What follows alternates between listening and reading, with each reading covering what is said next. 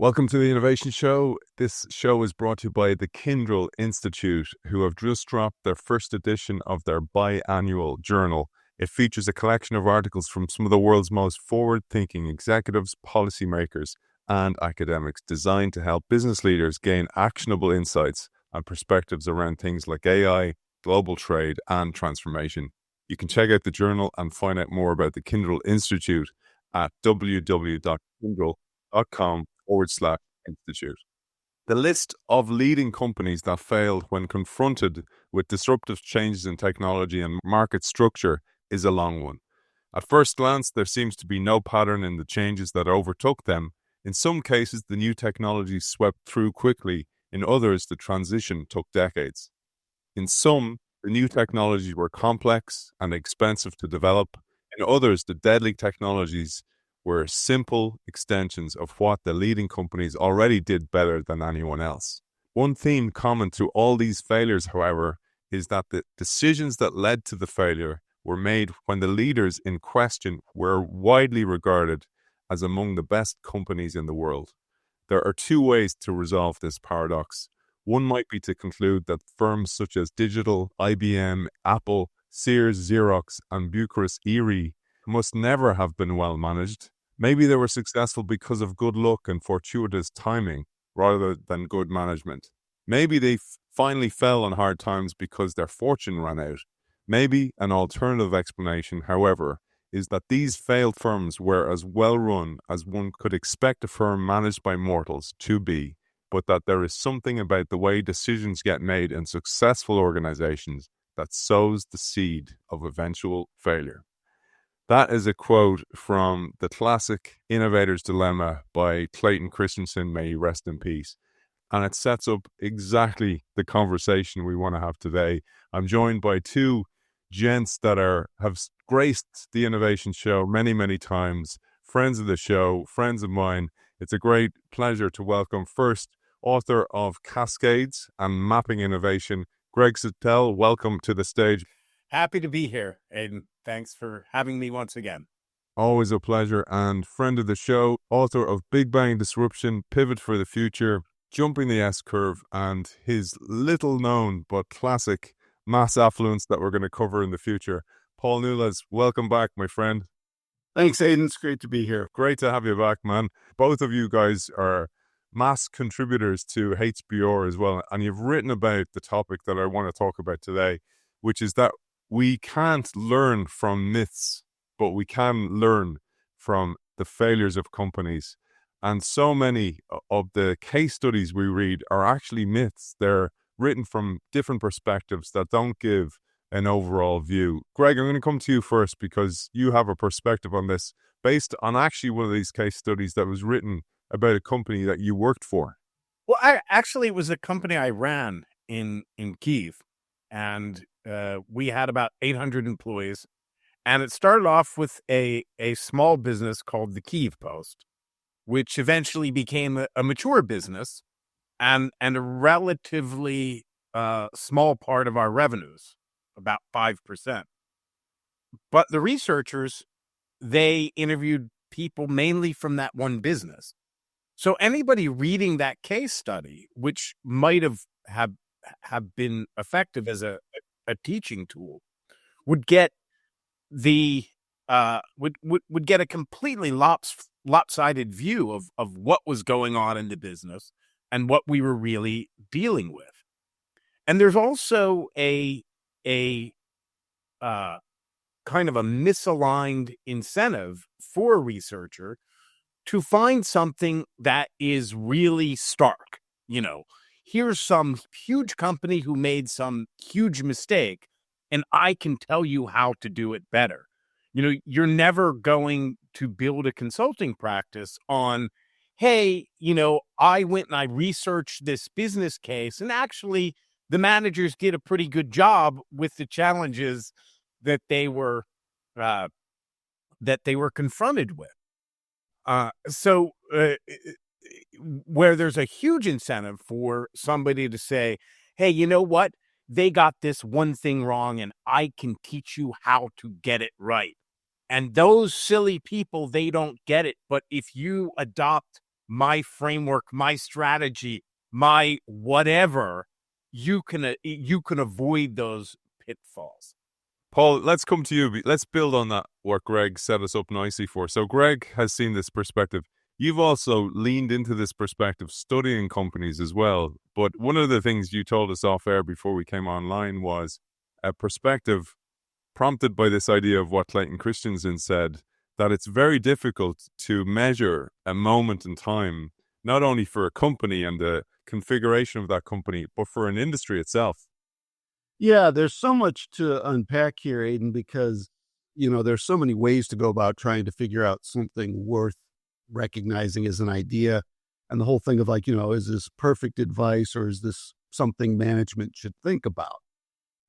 Two things I wanted to key off of what Greg said that I think were great. I mean, one is, are you talking to the right person? And one of the things, because, I actually headed up a think tank for Accenture that I always talk to our researchers about is, don't just talk to the CEO because they don't necessarily know anything about what you're talking about. So if you want good supply chain advice about, and it's a real case about a company that's really changing their supply chain, I want to hear what the head of supply chain has to say. It doesn't improve the story to hear what the CEO has to say, because often the CEO really has no idea except what the press has already told him or her about how that project became successful. So there's a real self-reinforcing loop to all of that. And then, I think it goes to this question of what kind of answers are you trying to get out? And so what I was mentioning to you before, Ian, was this, am I trying to get an answer of, what's possible? What's something I might try? Or am I trying to find this universal postulate, this universal truth that always works? And that's fraught with a lot of danger. We can talk about the industry components of that. Industry is a huge factor in understanding the value of any advice. I think that's 100% true. And I think it's also another factor is how confusing life is, and the imprint that you put on it in retrospect. There's flaws in that as well. And this is something I really tried to convey in Cascades, where I was put in this, I've just found myself in this historic situation. And there was no great epiphany. There was no, oh, wow, this is, I've got it all figured out now. There was just a bunch of confusing things going on that I didn't really understand. And writing Cascades took me 15 years because it took me that long to make sense of it. And it really is that hard to gain an insight of actual importance. And there's lots and lots of ways to get it wrong and very few ways to get it right. And even if you're honest and you work really hard at it, and I'm sure Paul has had this experience as well, you still get a bunch of stuff wrong, which is why when you write a book, it needs to be fact-checked. And when those fact checks come back, you make a lot of stupid mistakes. I made one in particular with Blockbuster CEO John Anioko, where I had been writing for years that he had gotten fired, when that wasn't true.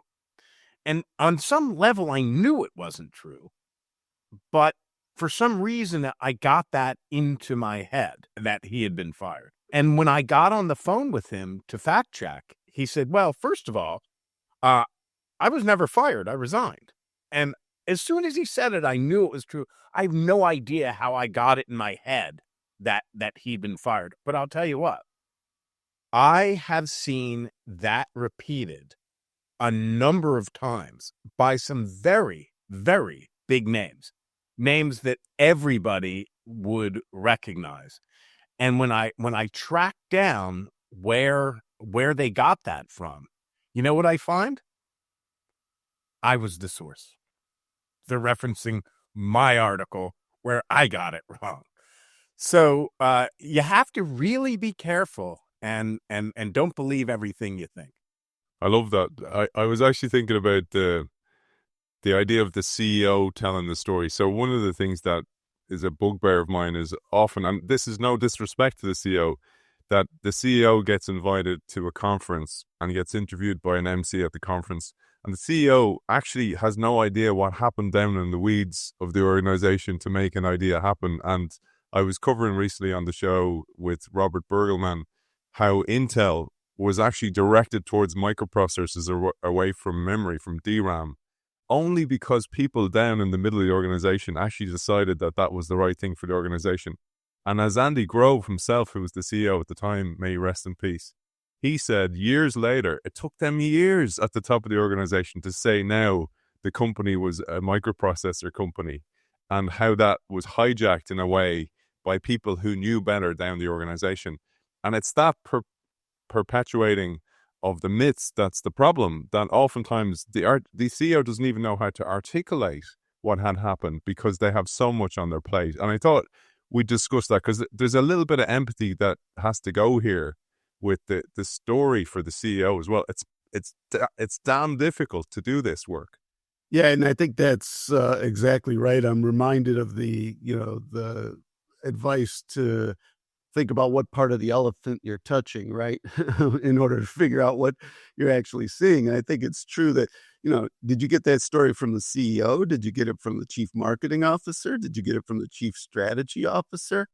I mean, I did a lot of work with chief strategy officers who are always sort of a bit to the side of the full, C-suite thing. And the stories they can tell about, power struggles in the C-suite and stuff and how that influences that. You never see that from talking to the other people, the chief financial officer, the CEO. The CEO is not going to tell you about how, one real example, they didn't have enough international experience. So they constantly pushed the story that international expansion wasn't important because they just didn't want to do it. Not because strategically, it was like, and it was a product, it's a big name company and a big thing. It's like, well, the only way the product was going to be successful is if it became the global standard, not just the US standard. But the politics of who could actually turn it into and how are they going to turn it into a global standard, so who you talk to, how many you talk to, triangulating. And it's a great question of, have the people you're listening to, when they say they talked to somebody at a company and got their story, it's like, well, did they talk to somebody or did they triangulate it across 5 or 10 people from the C-suite? So that's always something we tried to do in our own research. And that is like, well, how many people have we talked to? I was fortunate to work for a large consulting firm where our teams were often in there doing a lot of work, talking to a large number of people. So it was a little easier to kind of triangulate stories. And, even our sources were kind of giving it to us from multiple angles. But yeah, a one and done interview is not going to get you anywhere.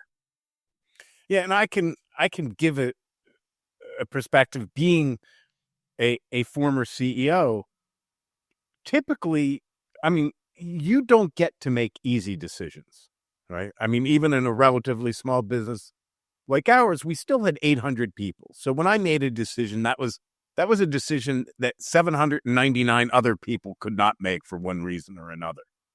And typically when you make those decisions, the context in which you make those decisions, you're surrounded by a number of people who are very bright, very, very capable, people who are in their positions because you trust them and you respect them. And they're all giving you different opinions. And they don't all agree. And you need to be the one who breaks that 50-50 tie. And you need to do this over and over and over again. And some of those decisions are going to be wrong. And any one of those decisions, roughly half of those people can say, "Oh, I thought we should take the other option."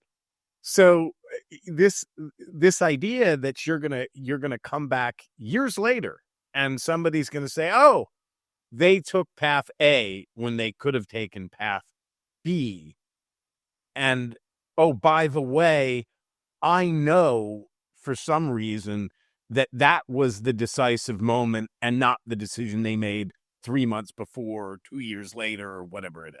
And the problem of memory as well, I often think about that we have such faulty memories, and oftentimes you'll remember it differently. Just like you were saying, Greg, that you might perpetuate a flaw and then you put it into the lexicon of innovation, and then we suffer from the availability bias, where we lean onto the most recent information or the headline information.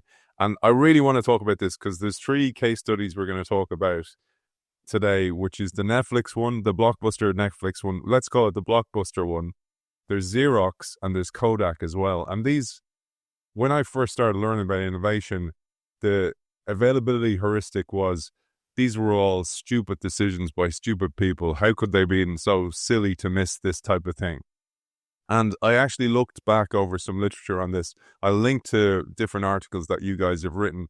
But there was also one that Clayton Christensen wrote about Netflix, because he didn't see Netflix being a big challenger to Blockbuster. So here's what he said. He said, the fact that disruption can take time helps to explain why incumbents frequently overlook disruptors. For example, when Netflix launched in 1997, its initial service was not appealing to most of Blockbuster's customers, who rented movies, typically new releases, on impulse. Netflix had an exclusively online interface and a large inventory of movies, but delivery through the US mail meant selections took several days to arrive. The service appealed to only a few customer groups: movie buffs who didn't care about new releases, early adopters of DVD players, and online shoppers. If Netflix had not eventually begun to serve a broader segment of the market, Blockbuster's decision to ignore this competitor would not have been a strategic blunder.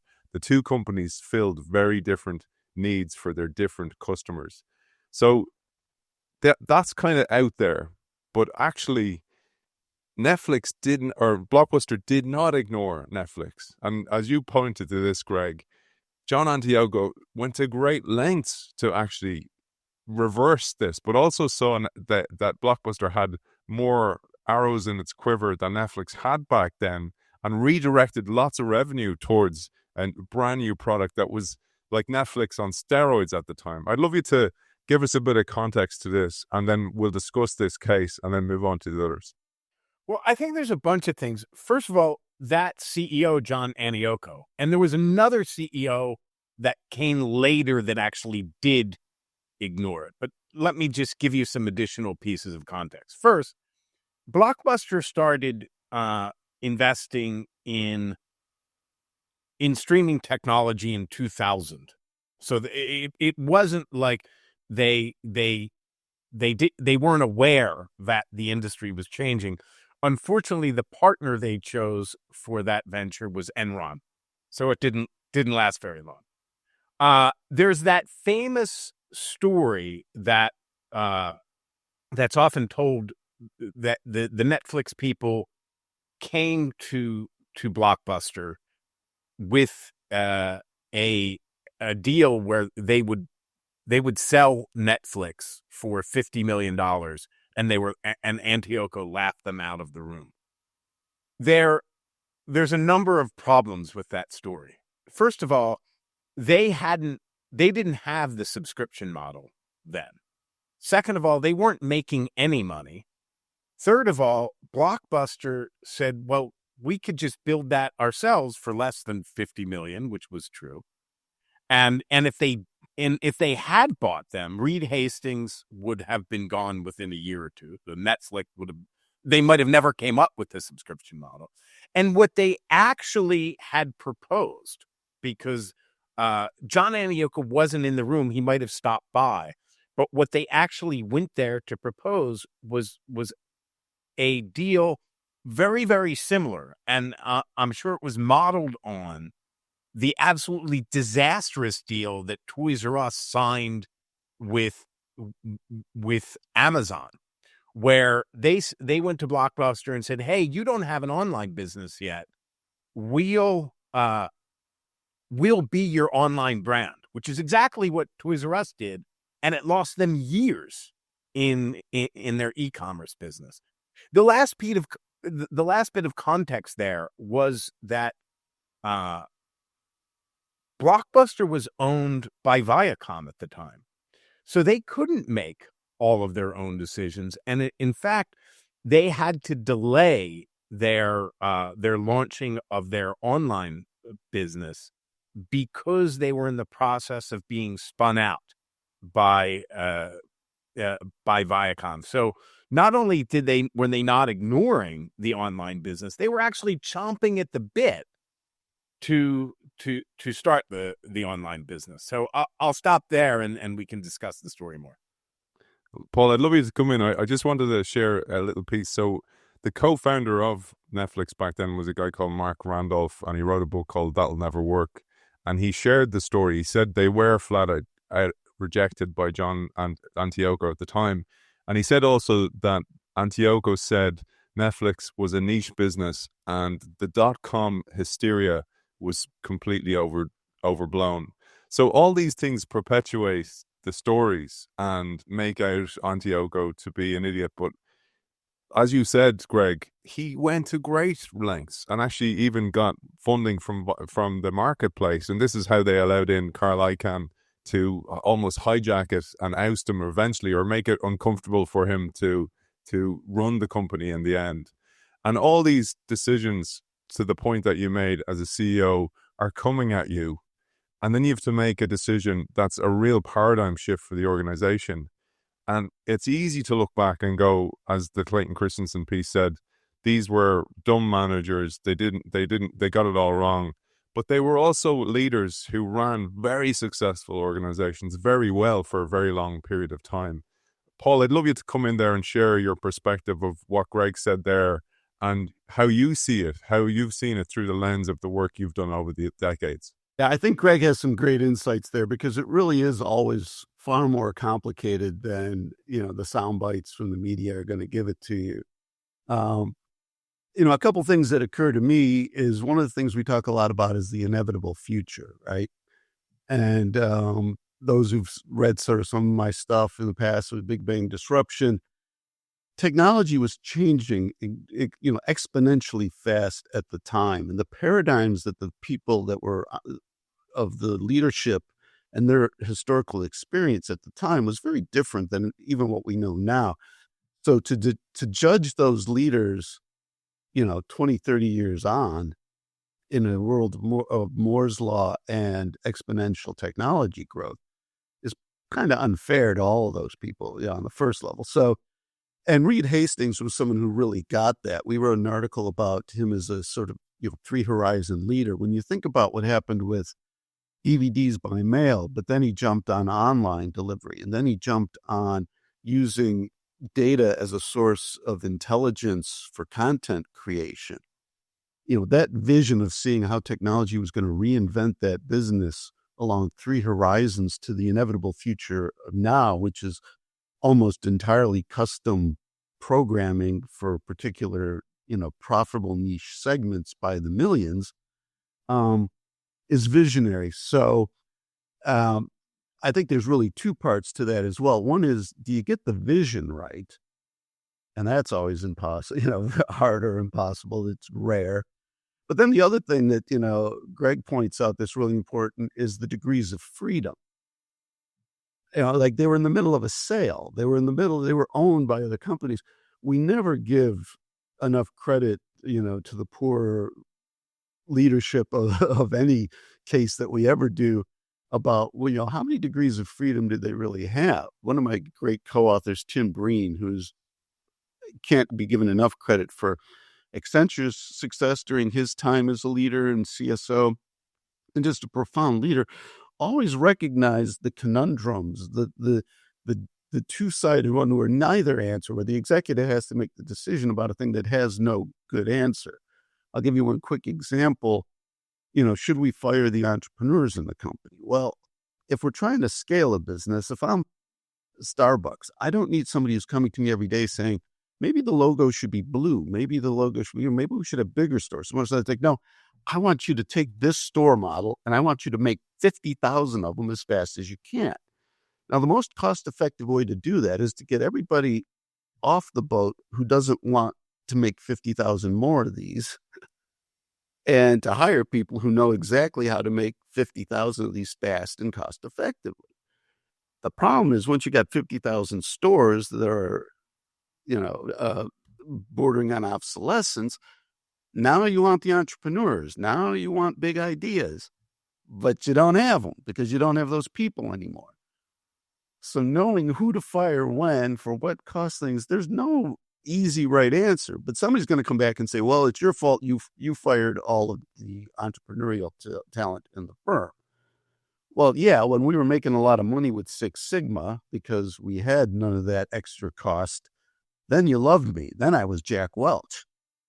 But when you get to the Immelt era and it's like, well, what's the next play, guys? What's the next game?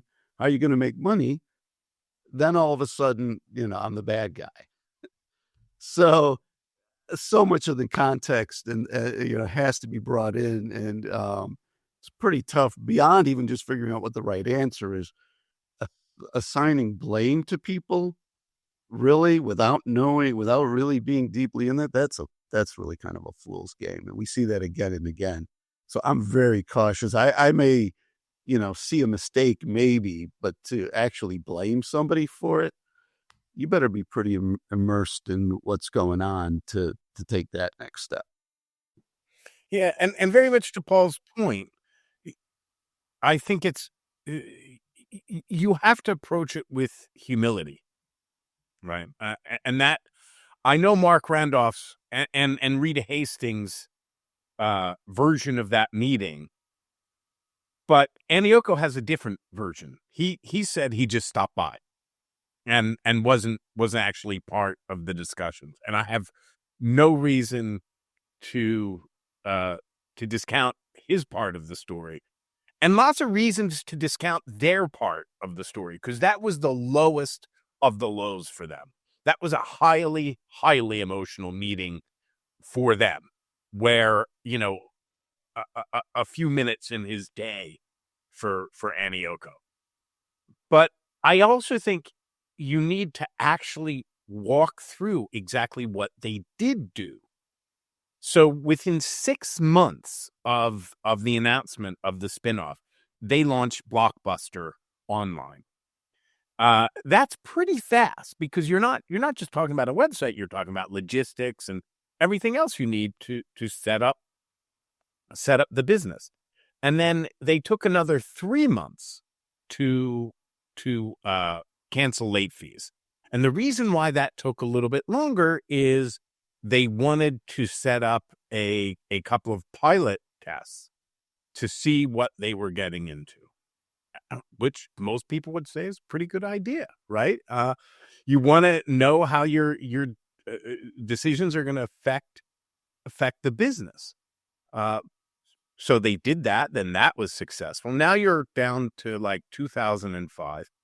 In 2000, and then they started growing. In 2006, they launched a new business model called Total Access.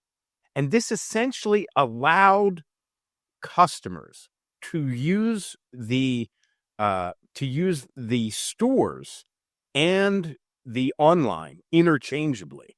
This is something Netflix couldn't deliver, and took all that brick and mortar and transformed it from a liability to an asset, because now you could stop by the store and rent on your way home, and then just drop it in the mail to return it, or you could do the opposite. And that was and that, I believe, launched in November 2006. Now, immediately within that month, up to that point, I think it had been new subscribers 70-30 in Netflix's favor. Within that month of November, it flipped to 70-30 in Blockbuster's behavior. So now Blockbuster was winning. The problem was that Blockbuster had long been a cash cow and was just throwing off money, and these were expensive changes. And earnings took a hit. Well, shareholders really didn't like that, so the stock price took a hit, which didn't make the lead investor, Carl Icahn, very happy. He had gotten control of the board. So January comes, he tells Anioko, well, I'm not going to pay your bonus that I'm contractually obligated to pay. And what John said to me was, I was just in a place personally, professionally, financially, that I didn't need this shit anymore. So he says, listen, Carl, I'll stay for 6 months. You find another CEO.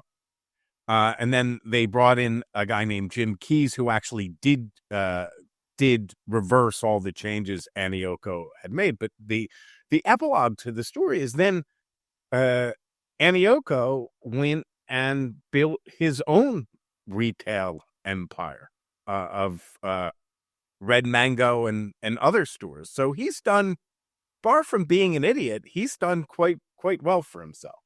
That's the problem, isn't it? I just, there's so many viewpoints involved. And actually, I'm going to share on the screen a law called Miles' Law, named after the author and American bureaucrat, actually, a guy called Rufus Miles, that your view, where you stand depends on where you sit, essentially. And for those who are just listening to us on the screen here, it's just an image. I shared it before a few weeks ago with Joe Bauer. It's the head of sales saying we need more funds for marketing. It's the head of R&D said we should invest more in innovation. And it's the head of finance saying we need to cut costs. And it's not just that it depends on where you are in the company. It depends on, like Greg just said, where you are in your life cycle as a manager. If you're a leader like John Antiogo, I just don't need this crap anymore. I'm out of it. So there's so many decisions that affect an actual decision. And to just label that as this frozen moment in time as idiocy is actually so wrong. And it's damning for innovation. And there's no learning from that. And Paul, maybe you want to come in on some of the stuff that Greg said there. Yeah, at first, just to that great picture, I hadn't seen that Miles' Law thing, but it actually goes to some of the stuff that we thought about and looked at for a long time. But I would take it further. It's not just that you get those different opinions from those seats, but it's their job. It is the job of the different members of the C-suite to advocate for their point of view. It's the CFO's job to advocate for fiscal responsibility. And it's marketing's job to advocate for the customer. And so on and so on. And the key is it's the CEO's job to then control and blend and intelligently manage those things. But the thing is, I don't want my CFO worrying about the customer, really. That's the marketing, right? And the right thing is to get the right advocates for the right positions and to get the right blend. But that's exactly why you're going to get a very different story if you go to the marketing person, because they're going to see it a very different way. And they're going to say, like, they let the penny counting destroy the customer experience. Well, that's not the CFO's point of view, nor should it be, because the CFO's got to manage the pennies, because when those things get out of whack, that's when you blast the money and everything kind of goes wrong. What I heard from Greg that I thought was really interesting was this flip that actually happened, because I knew some other components that I've been told about the story. Because when you think about it, one of the things that, for those of us who are old enough to actually have used Blockbuster, one of the things was towards the end, it never had any of the content in place. And part of it was because they never wanted to print enough of the Blockbusters, because they kind of wanted you to rent movies you didn't want for a couple of weeks until you actually got in there when somebody had returned the Blockbusters, right? So giving everybody the Blockbuster the week it came out was actually not the best content delivery strategy. And in fact, if you look at it a bit more generically, and this isn't blaming Blockbuster, I don't even know the extent to which it's true, but if you think about it, it's designed, any kind of retail store is designed around a scarcity mentality. There's not endless shelf space. There's not. And so one of the big things that the internet did coming in was it had to shift business strategy and the mentality from a scarcity mentality and strategies to abundance mentality and strategies. Because now when you've got it coming out of one single warehouse with thousands and thousands of DVDs stacked up, That's abundance. When I can cut a new CD the moment I need it, when I've got video streaming, that's abundance. And I think, Aidan, you and I have talked a little bit about this, but the future of digital music, for example, just like any digital content, the future of digital content is like music, any song, anytime, anywhere. It's not about iTunes. It's not about owning my 10 favorite albums digitally. It's not about it, even the same for digital photos in some ways. All the photos, anytime, anywhere, all I want. It's an abundance mentality. So I can see some interesting, historical aspects of thinking about how did all those people who grew up in retail and in a scarcity mentality, who were looking to exploit scarcity and control the customer, how were they, to what extent were they prepared to really see? Again, it's a function of, do you see the future, and are you prepared to act on the future, and what are your constraints of acting on the future? And again, it's no criticism of, particularly without real knowledge, it's no criticism of what they knew of the future and what they were able to do. You just have to kind of see it as, some failure of both of those constraints. One of the things just to bring in, I'd love you to share your perspective on this one, was I spoke to Matt Christensen a few years ago, who's the son of Clayton Christensen, and he was talking about the innovator's dilemma. He knew a lot of people who were franchisees in Blockbuster. And he said for the franchisees, they didn't want to go digital because it meant pushing people away from the store. So there was a further complication there that you just didn't think of at the time. And then, so I'd love you to talk about that maybe. And then the other one was Jim Keyes, the guy who came in. So he was the CEO of 7-Eleven at the time, a retailer through and through. He was given a brief. So we can look at him and go, Keyes made the mistake.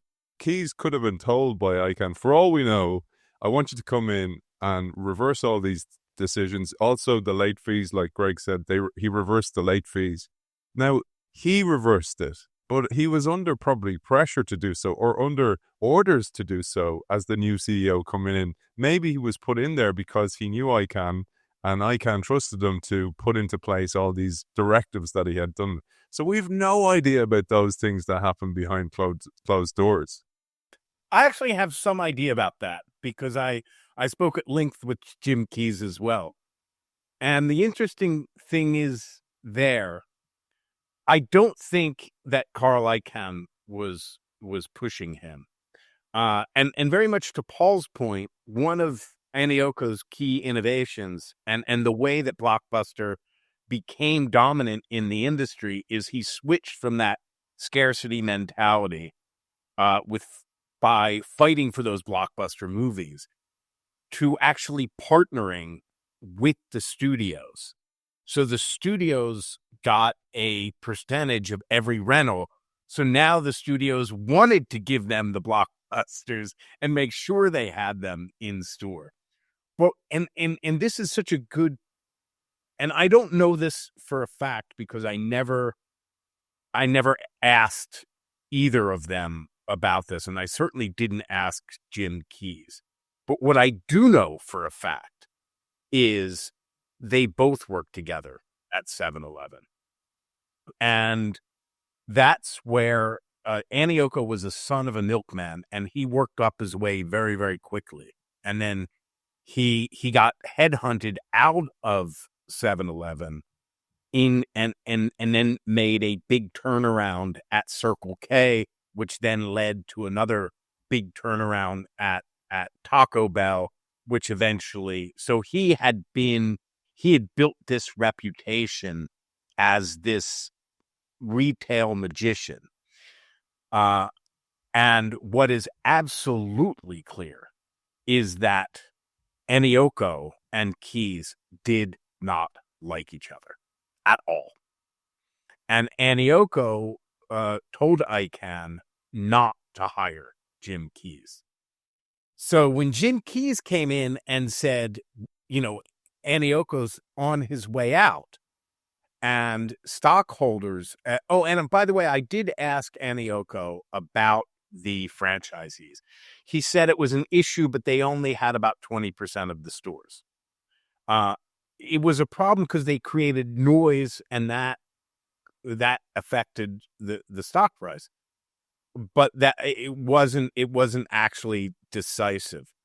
But the interesting thing is Jim Keyes came in and said, oh, by the way, this guy I used to work with and maybe had some rivalry with or whatever happened between them, everything he did was wrong and I'm going to reverse it all. And the fate of the entire company could have, it's not, it's within the bounds of possibility. The fate of the company might have been sealed by the fact those two guys didn't like each other.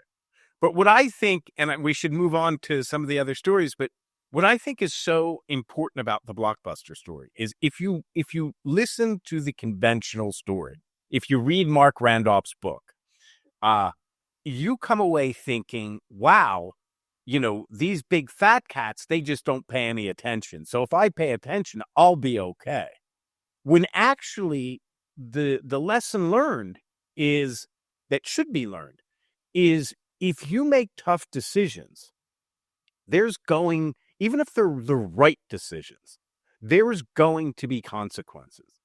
And you need to make sure that you're not only making the right decisions, but telling that story, because it was the failure to tell the story of what he was doing and why he was doing it that probably sealed his fate. I don't know whether it would have turned out differently if he told the story better, but it was the falling stock price that caused that conflict that led him to leave, not a problem with the strategy.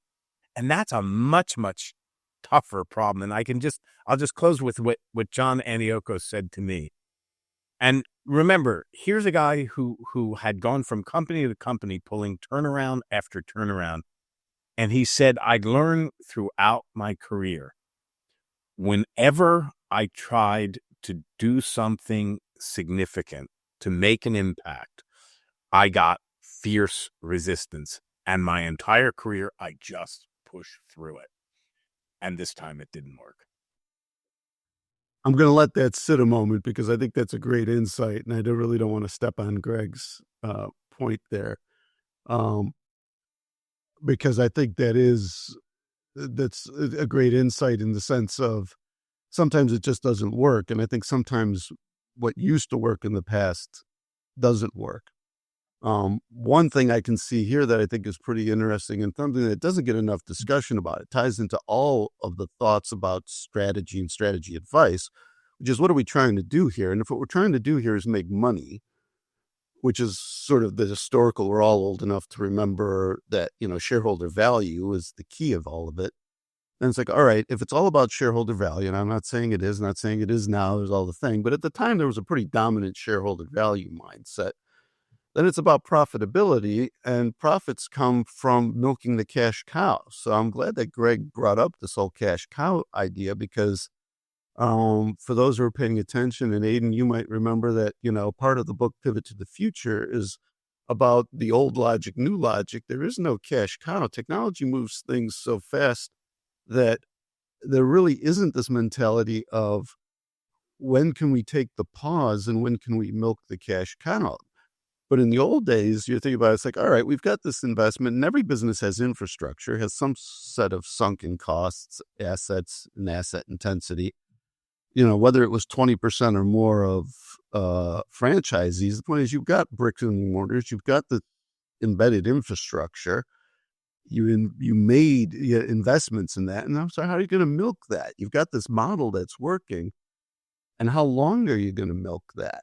And for, how much are you going to squeeze the last drops of milk out of that cow? And the other thing that I think technology at the time changed in ways that executives, maybe to make a generalization, weren't prepared for was the speed at which competitors and new entrants would be able to move in. So this window of opportunity.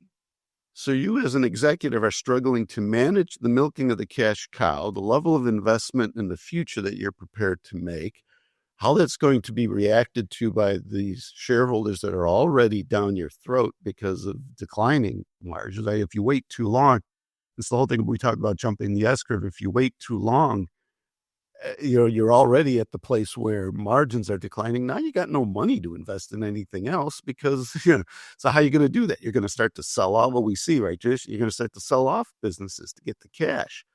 Well, that only works so well, look at GE Appliances, sort of thing. So how are you going to do that? So something to focus on and think about is this window of opportunity and the nature of how not only do companies have to get the decisions right, they have to get it right within the window of opportunity. And even if you have the right decision, as I think Blockbuster did for a lot of these, what they may not have duly incorporated was, that window's of switching over. Even though you were fast, and Greg was right, it's like 6 months is enormously fast for a company like Blockbuster to put on a DVD by mail business. Might not have been fast enough.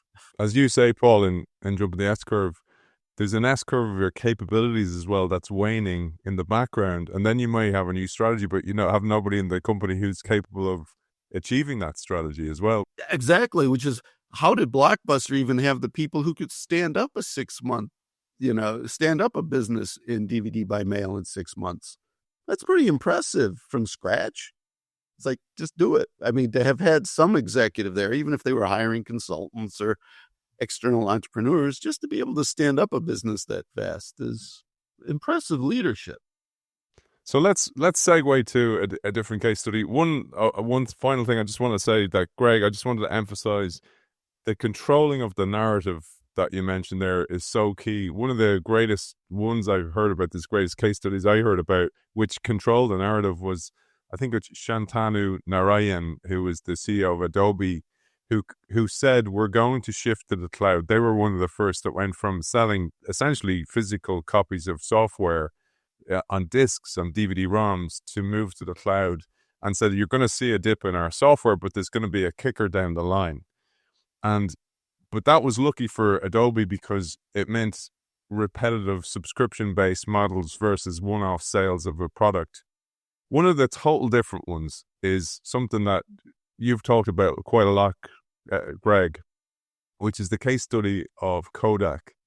And Kodak, and you worked in the shift from analog dollars to digital dimes.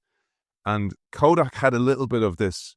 And a couple of weeks ago, I talked to Gary Hamill on the show, and he said one of the big problems is when you shift to a new product like this, or a new paradigm shift to something digital, where the price is way less, is that for a bird in the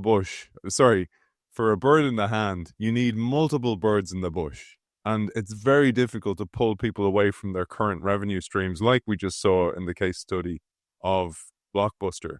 But Steve Sasson was a guy I had on the show. Steve Sasson was the guy who created the digital camera for Kodak within Kodak.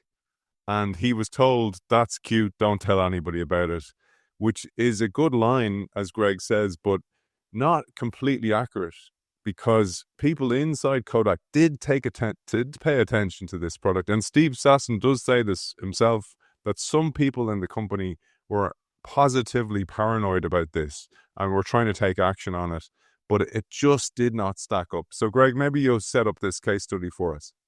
Yeah, to be honest, this is one that I don't know.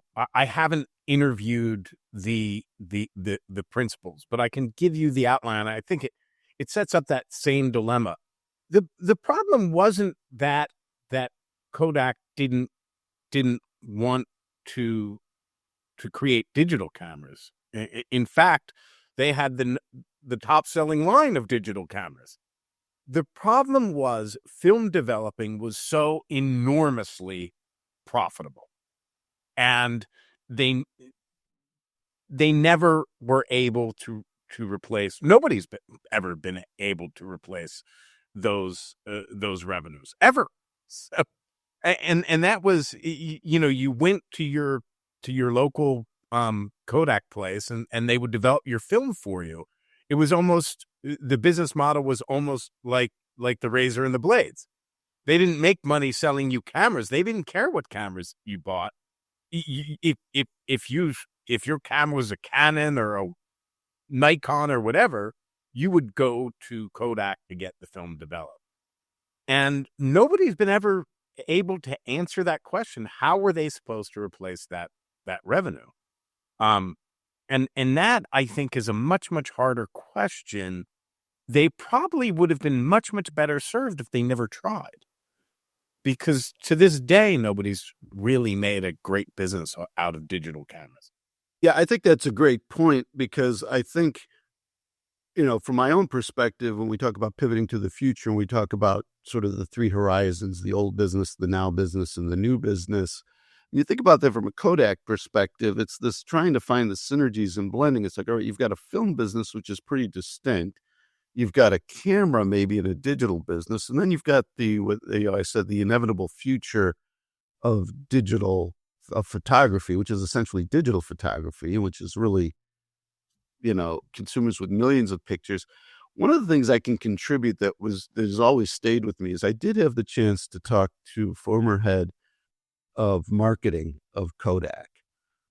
And it was the absolute head of marketing for Kodak. And one of the things that he said that stuck with me was that he said, towards the end, I knew it was over when the top executives all over the company weren't photographers.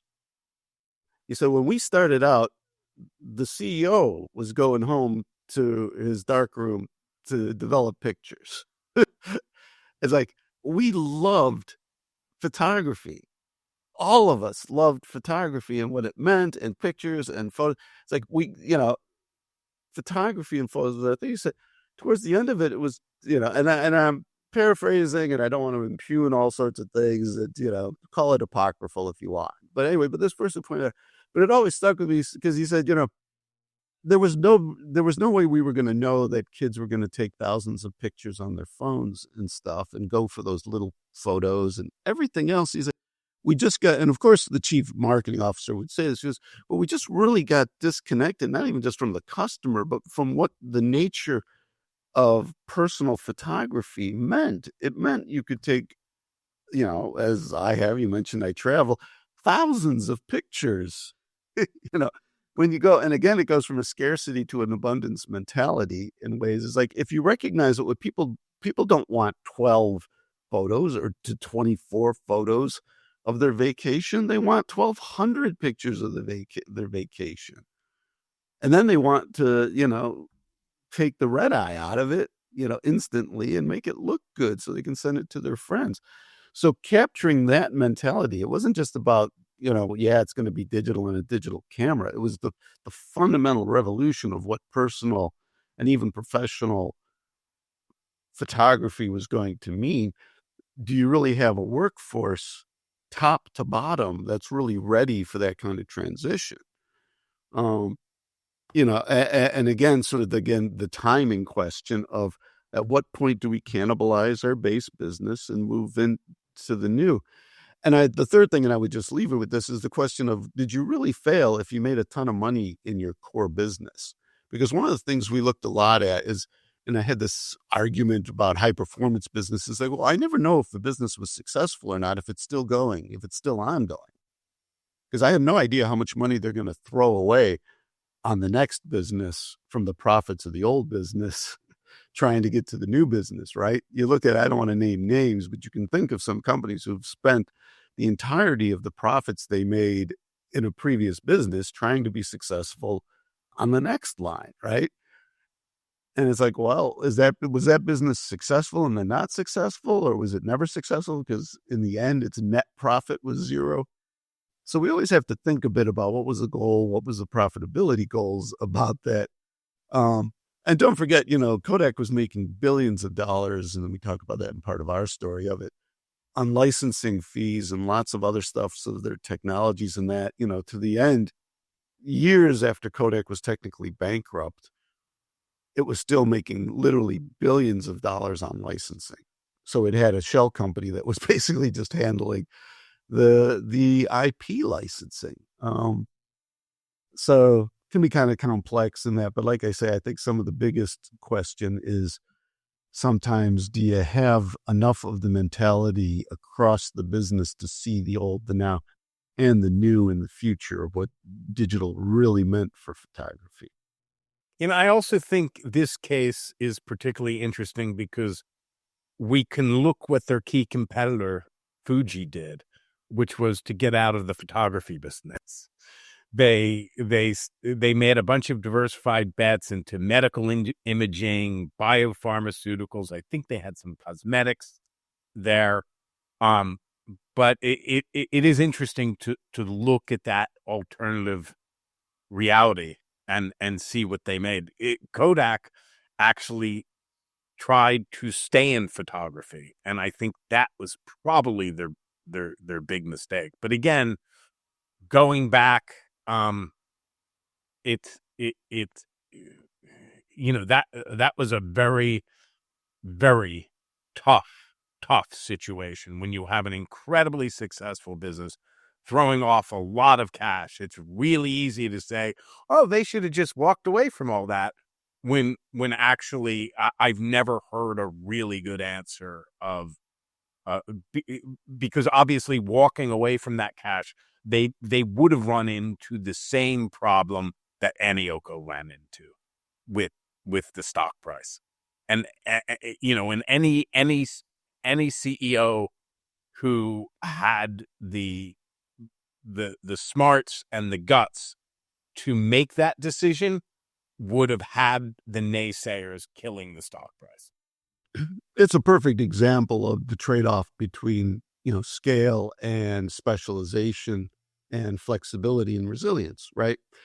And that was actually the truth of Fuji, in that Fuji, because it didn't have the scale of Kodak, actually had to find other uses for its chemical capabilities, its processes, and the use of outsourcers and, various other forms of flexibility. So Kodak was this perfect monolith, made perfectly efficient to its model, while Fuji had created degrees of freedom for itself and flexibility. So just some fascinating stuff when we looked at it. Greg brought up the point about why was it in beauty products? I have to share the story that it's the collagen. Collagen is the stuff that film is made out of, and it's susceptible to ultraviolet rays. Well, the other thing that's made of collagen is your skin, and it's susceptible to ultraviolet rays. So if you want a beauty cream that keeps the collagen despite UV rays, you've got a beauty product, and you want the chemicals that Fuji's make. But Fuji's mindset was always about, what else can I do? How can I repurpose my capabilities? Because Kodak was the 800-pound gorilla in the industry.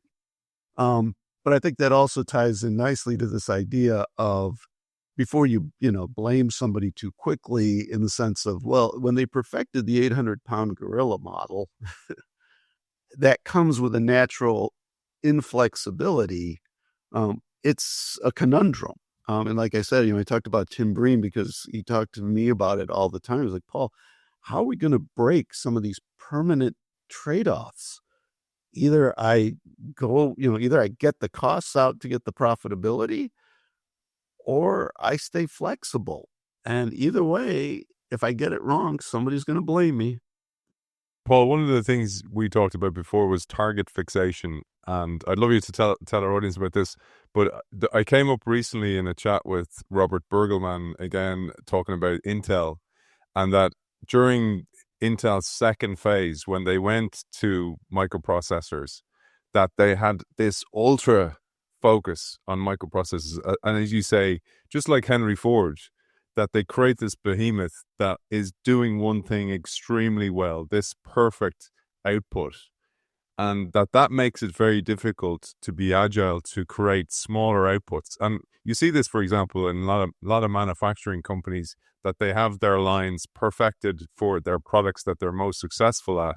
But when they try and introduce then maybe a new line, maybe it's chocolate, and they want to put out a new flavor based on a new quirk in the industry, that they can't do it, despite people inside the company craving it, customers craving it. And it's the problem of target fixation. Yeah, I can speak to that, and I love talking about it because it's actually part of an early experience of mine. Before some of the thought leadership that I did, I actually was part of and helped head up a group at Accenture that did technology future forecasting. So what was the future of various technologies? And in fact, Intel came to us one day with their P7 chip. And they said, guys, what we can do with this is you can get 8 video streams simultaneously off of this chip. This chip can drive 8 simultaneous video streams to your monitor at the same time. It's that powerful in one chip, and it'll fit on a desktop computer. What are the business applications? You guys are the business people. And so we looked and we thought, and we spent a couple of weeks with them, and we're like, there isn't anything really. We love you guys, but horse races, like sports, I want to watch 8 streams of basketball games maybe.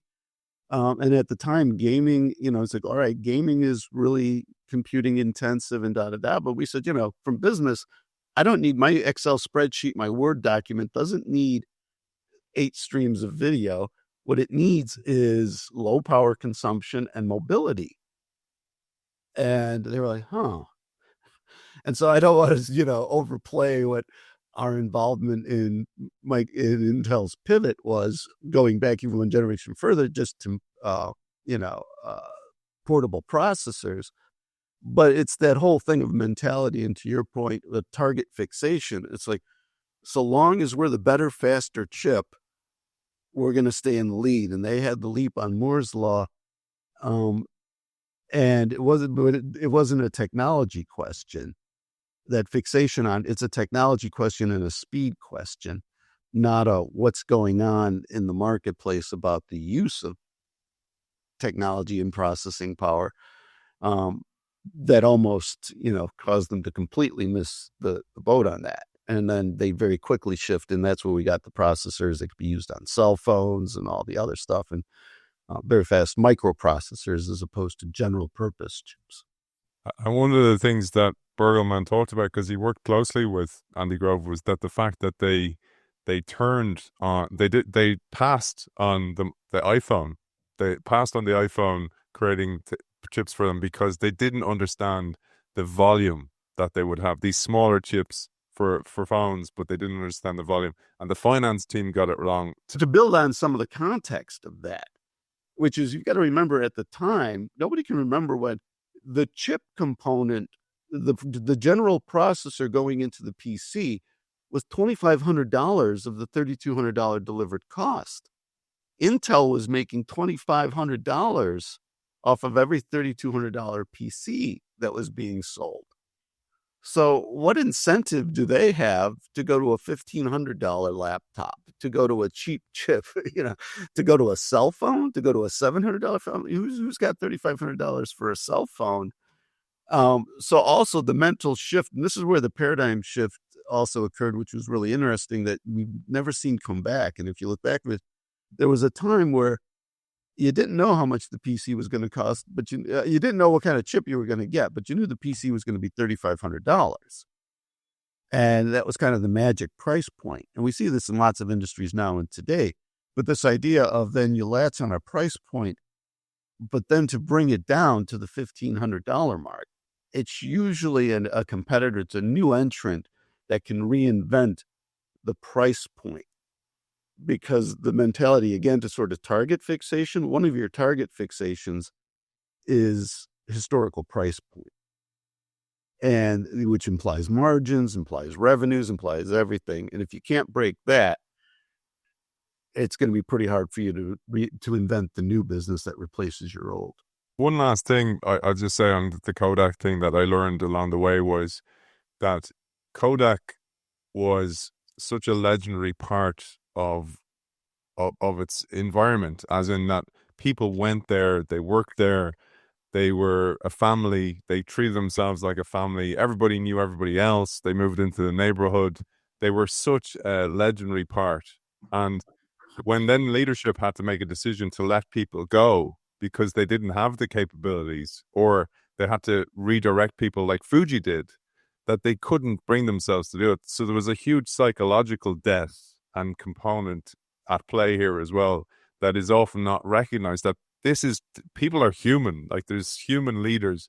And if they're there from the original leadership team, like you said, Paul, a lot of them were photography people, that it's very, very difficult to redirect the organization because they've been imprinted in the way that it's always been. Yeah, I can give some real life example of that because I was hired by IBM in 1982 as a co-op student from my university. And what was fascinating was, at the time, IBM still had this idea of employment for life. So long as you didn't mess up, they were essentially promising you, more than essentially, a job for life. Now we think of that as a bit of a punchline, right? That some company would offer employment for life. But the key was there had been so many years and so many good years of jumping the S curve and of, moving on to the next thing. We were busy making PCs and PC Juniors. Sure, IBM had missed the PC movement, but it was catching up. It eventually became, the dominant maker of those. And so this idea that the company would always, so long as the people stuck with us, the company would always move on to the next level was deeply ingrained. Now, what I cynically pointed out later, because I sort of made it a punchline of my own, which is that, employment for life lasts as long as a company can give it. The moment it means bankruptcy, employment for life goes away. And sometimes even sooner than that. So, never bet on on a guarantee of employment for life. Because it is, it's impossible to really honor. But there was that mentality. And again, sort of the thing that so long as your people grow with you, we're going to solve it. So there's a nice segue for one of the most legendary stories in the history of technology, and that's the one of Xerox. And particularly if you take, for example, like Greg, you talked about in one of your Inc. articles, and I'm telling our audience here, I'm going to share all the articles the guys tip their hat to during this conversation as well. I'll share those in the show notes. But this is Steve Jobs and Xerox. So after the copier giant Xerox made an investment in Apple, it then gave the fledgling company Apple access, and Steve Jobs in particular, to the PARC, which was the Palo Alto Research Center Park. And then he used that technology he saw there to create the Macintosh. That's the way the myth goes. But as Greg, you point out, what's missing from the story is that Park delivered on its mission. And in fact, it saved Xerox from the fate of Kodak, because the copier business was disrupted by smaller Japanese competitors, Canon, Ricoh, many that we know today. One component of that was the Star system, the laser printer, replaced the revenues lost from the cash cow, and Xerox continued to grow.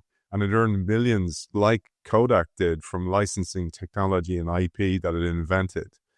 And we need to tell this story as well, because again, there's a book called Fumbling the Future that's about Xerox. Many people see Xerox as another one of these idiots, one of these fairy tales. And again, we need to distinguish the difference between mistakes and fairy tales. Well, here, I think is a little bit different, because this wasn't a mistake. This was an enormous success. And I think this story of Xerox is interesting because it itself started off as a failure, where Chester Carlson, who invented the Xerox machine, couldn't sell it. And then I forget the name of the man he brought in as CEO. He says, okay, so we won't sell it, we'll lease it. And we'll charge companies per copy. And so they had, and they never dreamed that they would copy so much. And it became enormously profitable. So the entire company was predicated on these huge copiers that could copy incredibly quickly. And back then, companies would have a copy room that you would go to, and the company, and that's what their customers were demanding. And then, of course, companies like Canon and Fuji came in with very, very cheap copiers that you could have in one office. So it wasn't better technology. It was just much, much cheaper. And it was a classic innovator's dilemma. So the CEO, Charles McCullen, said, we're an office company, what we need to do is reinvent the office. And we're going to build, and the future of the office is about the architecture of information. So we're going to go build a completely different unit called the Palo Alto Research Center to create this new world. And they did. There's two really great stories. One I'll tell now, one I'll tell a little bit later on. There was a guy named Charles, I think it wasn't Charles, it was Gary Starkweather. I interviewed him just a few years before he died in 2019. And he was an expert on optical lenses. And he apparently had invented something that made him unfireable, but he wanted to work on something else. And his boss said he wanted to work on lasers. And his boss said, that's not our business. And anybody who works with Gary on his stupid project, he's going to get fired. Nobody can work with him on it. And Gary, who's a mild-mannered, sweet guy, he gets so furious, he goes over his boss's head. And this wasn't done back then. This was 1968. And said, listen, I'm going to invent this here. I'm going to invent it somewhere else. So he goes to the vice president. And that was a fireable offense, normally. But McCullen had just created this Palo Alto Research Center. So instead of firing him, the VP said, well, let's send him out there.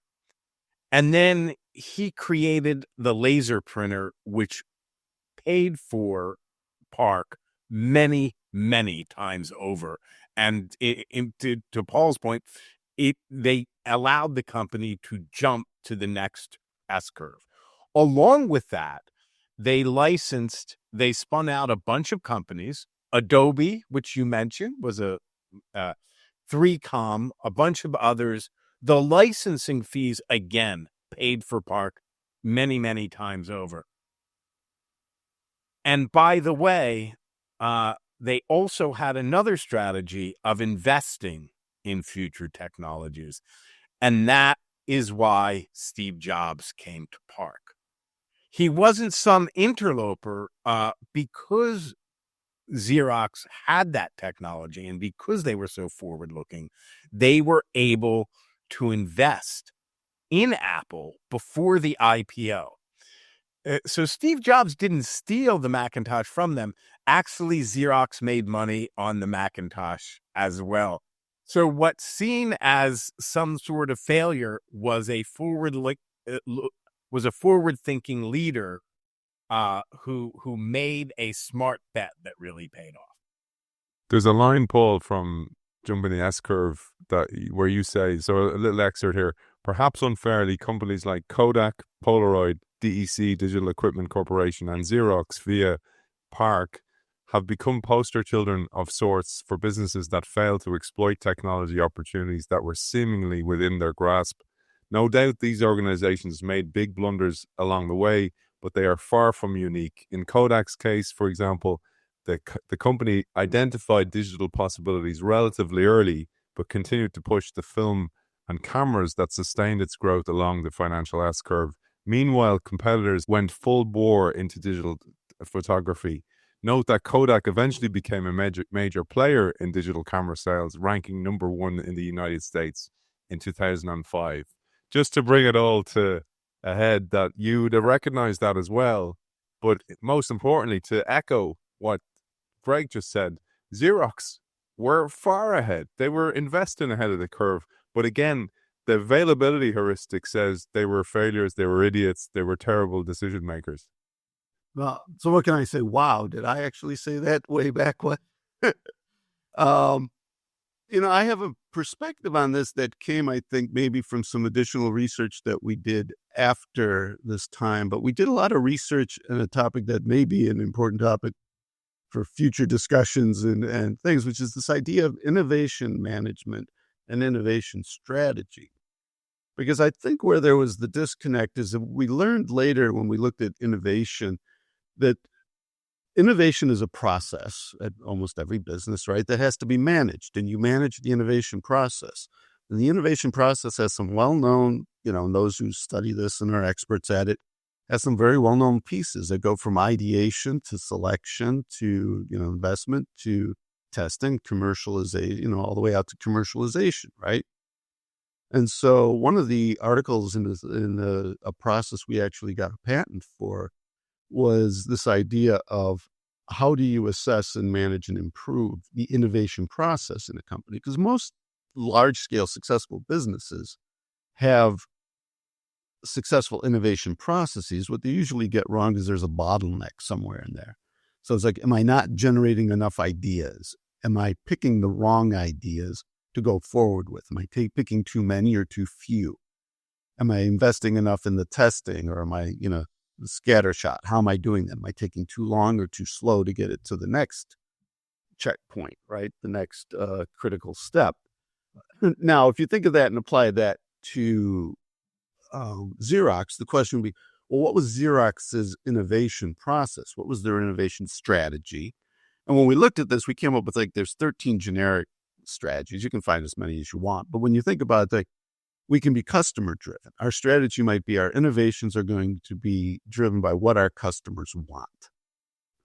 There's a supplier. Some companies have supplier driven innovation strategies, which is when my suppliers give me better stuff that I can build into my product, like laminates for glass in automobiles or Gorilla Glass for cell phones.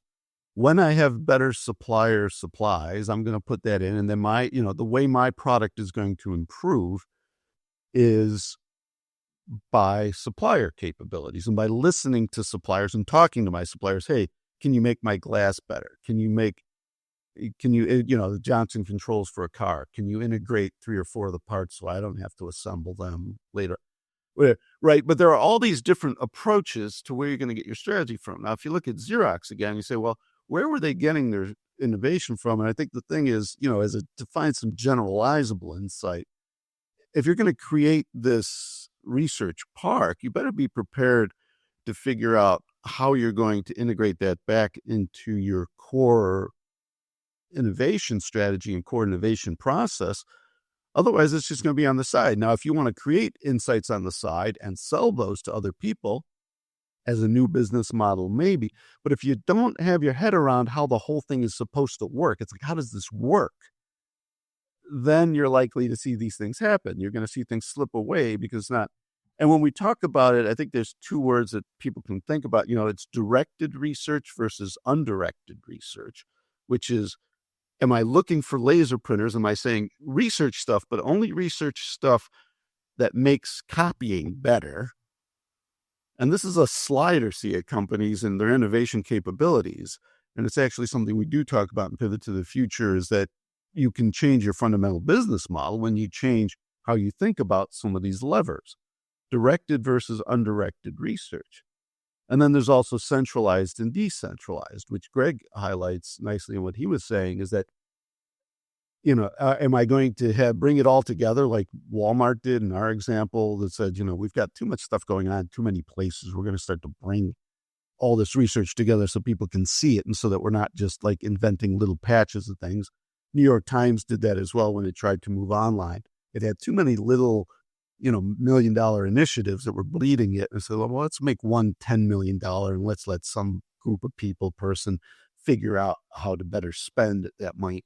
So centralized versus decentralized innovation, directed versus undirected, getting that right, having that belief shared by management, because, Greg is talking fantastically about it. Management didn't agree at Xerox, it appears.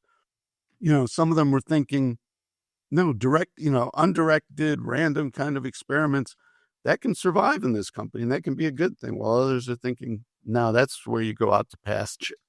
The only research that matters is the research that drives our business. So a different way to think about it for Xerox, but also to exploit it for our own thinking and for, individual other companies. How are you thinking about your innovation process?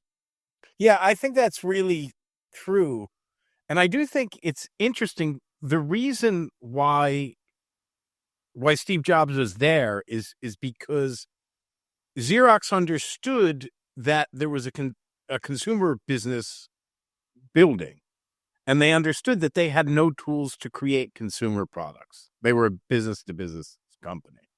And that's why they invested in Apple. That was their investment in the consumer business. And also, very much to Paul's point, when they showed their computer of the future, the Alto, when they went down and showed it at their big Xerox festival or Xerox conferences, the executives, they didn't see the big deal, but their wives were transfixed on this Alto because, and it's really interesting because their wives, many of them had been secretaries before they had gotten married. This is back in the 70s, right? And they said, wow, this is incredible. But the big executives back then, they never wrote their own letters. They didn't see that as a manager's task.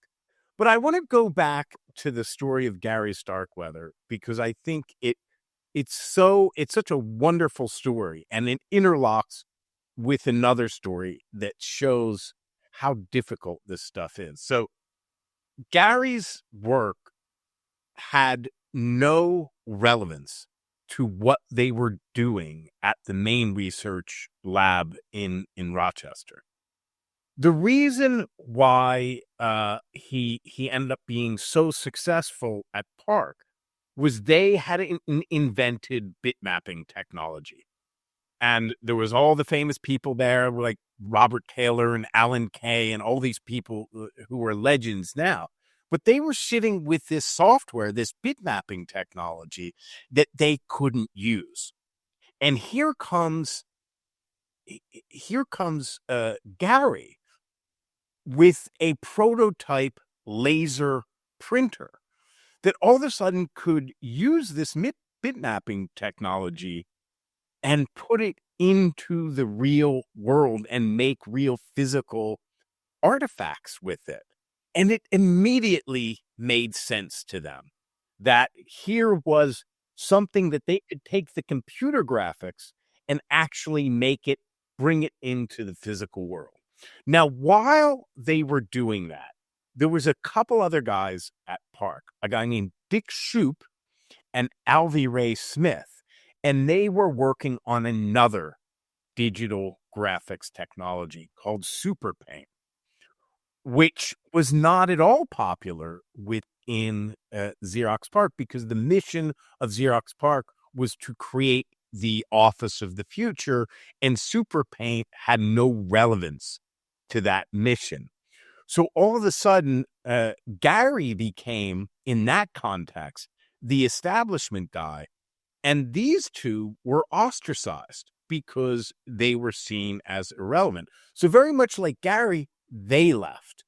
And Alvy Ray Smith went and teamed up with a friend of his named Ed Catmull and created the company we know today as Pixar.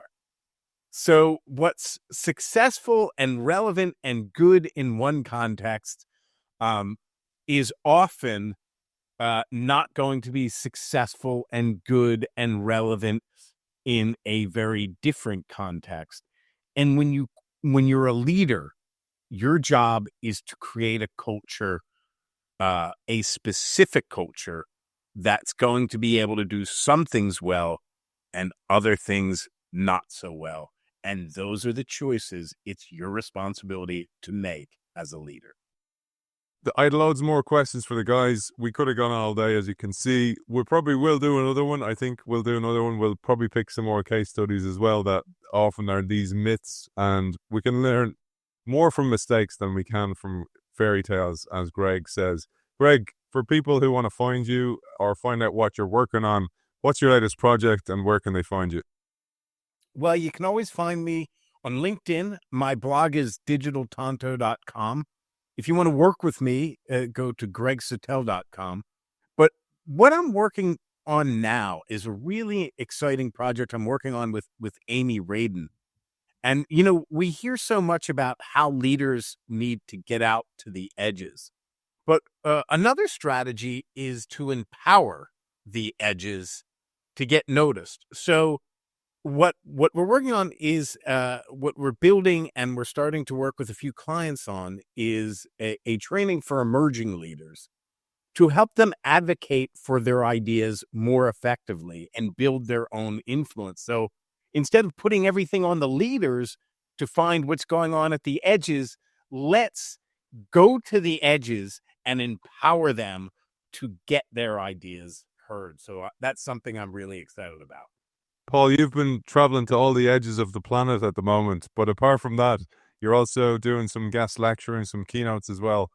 Yeah, what I'm finding is that, as much as you think you've given a lot of talks or tried to get the word out there, that there are parts of the world that haven't actually heard the Pivot to the Future story and are starting to really appreciate it. So surprisingly, in some ways, years on from its original pub date, I'm still finding that there are a lot of people really interested and really excited about this Pivot to the Future concept. There's obviously our discussions that people can go to, and lots of ways to pursue it if people are interested. I'm reachable always on LinkedIn.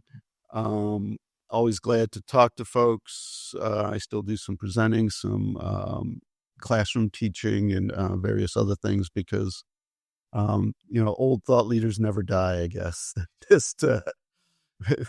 just become a little more scarce, maybe. Like fine wine, Paul, like fine wine. And the thing is, I have to say, is the biggest difficulty for me is when you look back on all these cases you talked about, is the empathy I have for leaders. I mean, very few of them just made poor decisions.